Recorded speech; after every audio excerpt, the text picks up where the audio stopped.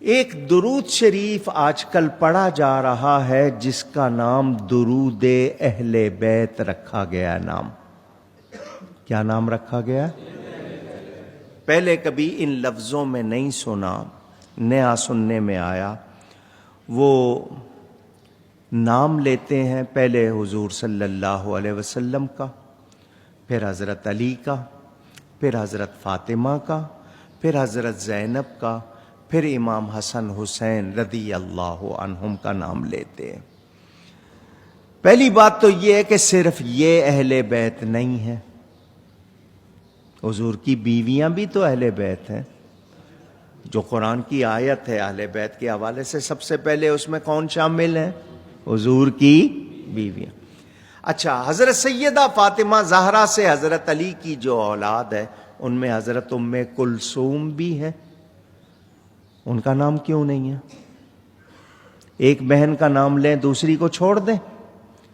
جس نے لکھا ہے شاید اس کو پتا ہوگا کہ حضرت ام کلثوم کا نکاح حضرت عمر سے ہوا تھا. شاید اس لیے کہ وہ ان کو پسند نہیں ہے ان کا نام. تو جب ہم وعلی آلہ کہتے ہیں یا اہل بیت ہی کہتے ہیں اس میں سب آ جاتے ہیں. اگر آپ نے واقعی نام لینے ہیں تو یا تو سب کے لو، نام لینے ہیں تو سب کے لیں، جو اہل بیت ہیں ان سب کے لیں. ایک کو چھوڑ دینا یا ترتیب درست نہ رکھنا. اب خطبہ سنتے ہیں آپ، جمعے کے خطبے میں حسنین کریمین کا نام پہلے آتا ہے، ان کی والدہ ماجدہ کا نام بعد میں آتا ہے. آپ نے وہاں پہلے لیا، کوئی اعتراض نہیں، شوق سے لیں. ان کا نام آپ نے لیا، ان کی ایک بیٹی کا نام لے رہے ہیں، دوسری کا کیوں نہیں لے رہے؟ کیا وہ اہل بیت میں سے نہیں ہے؟ ازواج بھی ہے اور بھی ہے. اچھا، حضرت سیدہ فاطمہ زہرا کی 3 بہنیں ہیں، کیا وہ اہل بیت نہیں ہیں؟ پوچھ رہا ہوں، کیا وہ نبی کی اولاد نہیں ہے؟ حضور صلی اللہ علیہ وسلم کے 3 شہزادے ہیں، کیا وہ اہل بیت میں سے نہیں ہیں؟ تو میں اس درود کی تصحیح چاہتا ہوں کہ اس کو درست کیا جائے. اگر آپ نے نام لے کے پڑھنا ہے، آپ کو نام لینا ہے تو آپ اس کو پورا مکمل کریں، ورنہ وعلی آلہ جب کہتے ہیں، اہل بیت ہی جب کہتے ہیں اس میں سب آ جاتے ہیں. ادب سیکھیں. ہاں، اگر یہ کسی ایسے نے جو شیعہ مزاج رکھتا ہو یا شیعہ اس نے لکھا ہے تو اس کو بھی کہوں گا کہ وہ اپنی کتابوں میں پڑھ لیں کہ حضرت سیدہ فاطمہ زہرا کی اولاد میں حضرت ام کلثوم بھی ہیں، حضور کی ازواج بھی ہیں یا نہیں ہیں، پوچھ رہا ہوں. تو ہم اہل سنت ہیں، ہمیں حضور صلی اللہ علیہ وسلم نے خود درود یاد کروایا ہے جس کو درود ابراہیمی کہتے ہیں. یہ کس نے سکھایا ہے؟ خود نبی پاک صلی اللہ علیہ وسلم نے سکھایا.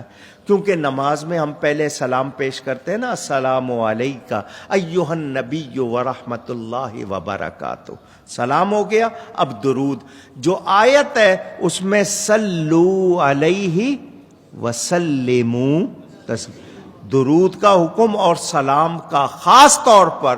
تو جب نماز کے باہر درود ابراہیمی پڑھیں تو اللہم صلی وسلم پڑھیں گے، کیونکہ حکم دونوں کا ہے، درود کا بھی ہے سلام کا بھی ہے.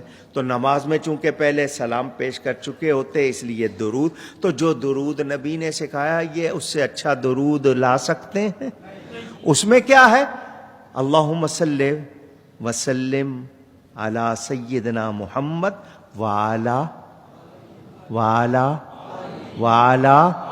حضور خود آل سیدنا سکھا رہے، آل سیدنا محمد.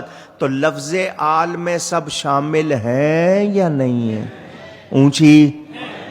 یہ جو نیا درود بنایا ہے شاید یہ بتانے کے لیے کہ لفظ آل کہنے سے ان کو نہیں پہنچتا، شاید یہ سمجھتے ہوں گے. تو ایسی کوئی بات نہیں ہے. میں اہل بیت کا ادنا سا غلام ہوں. لوگ تو کہتے ہیں نا میں آپ کا سب سے بڑا فین ہوں. میں یہ کہہ رہا ہوں کہ میں اہل بیت کا سب سے ادنا غلام ہوں. ان کے غلاموں میں تو بادشاہ ہیں، بڑے بڑے اولیاء ہیں، تو میں تو ادنا سا غلام ہوں. لیکن جو بات سچی ہے وہ کر رہا ہوں. ان کے ناموں پر نہیں، ان کے قدموں کی خاک پر میرا تن من دھن قربان. مجھ سے تو نام نہیں لیے جاتے جب مجھ پہ کیفیت طاری ہو جاتی ہے. وہ اتنی محترم ہستیاں. تو جس نے یہ درود لکھا ہے وہ درست کرے اگر وہ سنی ہے. اگر کوئی دوسرا ہے تو سنی حضرات پڑھتے ہوئے احتیاط کریں، صرف اہل بیت ہی کہہ دیں، اور نام لینے ہیں تو سب کہہ لیں. پھر یہ نہیں ہو سکتا کہ دوسروں کا نام نکالا جائے، یہ ہو سکتا نہیں. یہ میں نے مسئلہ اس لیے کر دیا کہ مجھ سے بہت زیادہ پوچھا جا رہا تھا، تو میں نے سوچا تھا کسی موقع پہ کروں گا، لیکن آ گئی بات کر دی.